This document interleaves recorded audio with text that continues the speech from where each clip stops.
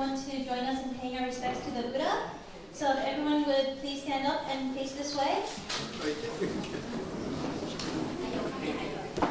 Please place your palms together and bow one time.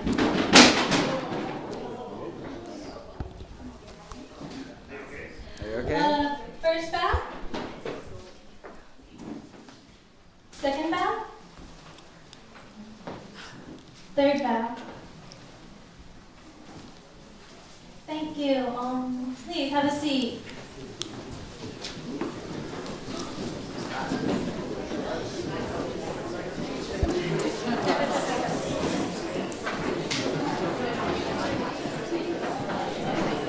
I'd like to thank everyone for joining us here today, and please enjoy the tea that we have provided for you on the tables. And before we begin, I'd like to ask Mr. George Chang, our Executive Director, to say a few words.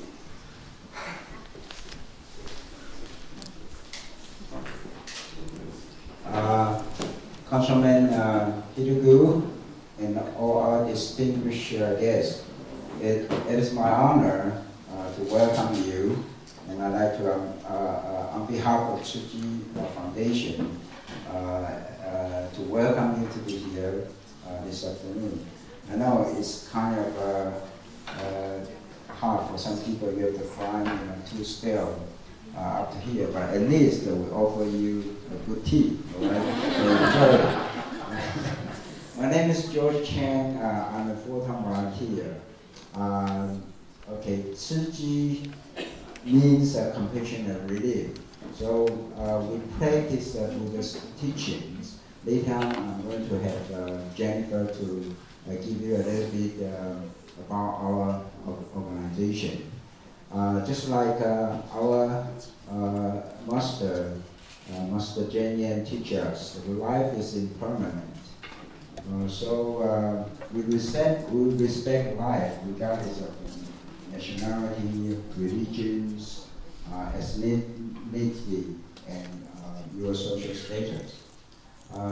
So we inspire people to do a good deed all of their life. Things just like the Master Jenny said, we have a right to use our life, but we don't have a right to own our life. So it's pretty simple. Buddhism is trying to promote people to do the right thing, to do the good things. So welcome you today. I'm going to hand over the microphone to Jennifer, and she will give you a little bit about who we are and what is Tsuji means to you. Thank you.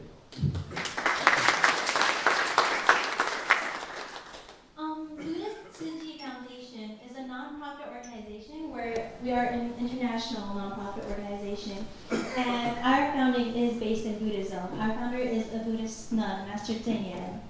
If you look at the screen right there, the logo on the bottom is our logo. It is a lotus flower with a ship inside. The ship is to signify carrying people away from their suffering and their sorrow. Tsuji started with basically 30 housewives and a Buddhist nun basically saving 50 cents Taiwanese money, which is about a penny or two a day from their grocery money. And what they did was they took this money, along with the money they made making baby shoes that they sold, and did charity work around their area. And this slowly grew into the foundation that we have today. And another point in our organization is when Master Jenyan was at a hospital in Taiwan.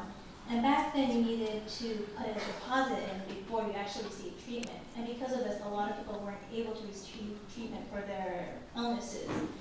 And while she was at a hospital, an Aboriginal woman was brought in, and because she didn't have about roughly $200 American deposit, she was turned away. And she later found out that this woman died because she wasn't able to receive this treatment. So she wanted to provide medical treatment and aid to everybody, regardless of whether they had money, regardless of nationality, religion, ethnicity, anything.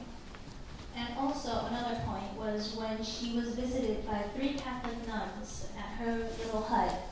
And they started talking about the principles of their own religion. And the nuns brought up the fact that the church actually has a lot of hospitals, schools, nursing homes to give back to the community. And while Buddhism does teach us that we have to help those around us, there really isn't any institution or other, we hadn't really ever built hospitals or anything. So she also wanted to put Buddhism into action and have people of the Buddhist faith start helping the people around them. The Buddhist teachings and practice are 慈悲, which means compassion, and 喜舍, which means joyful giving, which means that when you give, you do it with a happy heart, and you give willingly and happily. And this is our master, Master Tsing, and she is a Buddhist nun, and she basically made 3 vows, which is to love, there's no one in this world that she cannot love, cannot trust, or cannot forgive. And this is also founded in Buddhist principles. And more recently, she's been, the Nobel Peace Prize, I believe was in 1993 that she was nominated. And this year she was made most influential by Times Magazine, and she received the Roosevelt Foundation Award. This is the first time they actually awarded someone who is not in America. And she is also sometimes called Asia's Mother Teresa because of all the good work that she does. Tzu Chi today has 10 million members worldwide, and we are in 47 countries with 372 offices worldwide. And additionally to that, I believe we provide relief in 70 different countries right now.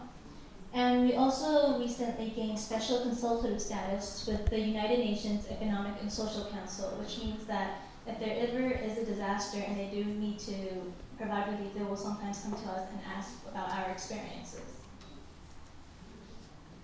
Tzu Chi basically has 4 missions: charity, culture, education, and medicine. Our charitable mission means that we care for the people around us, and that also includes people living in institutions. This can be nursing homes, juvenile facilities, or even mental facilities. And we will basically visit these facilities on a regular basis, provide either entertainment or companionship to the people living in these facilities. And we also provide short-term crisis aid. So when there are apartment fires or when there was that bus accident coming down from Foxwoods, we were there to help provide aid, either monetarily or emotional aid, anything that is needed. And we also have community support programs and disaster relief, both locally and internationally.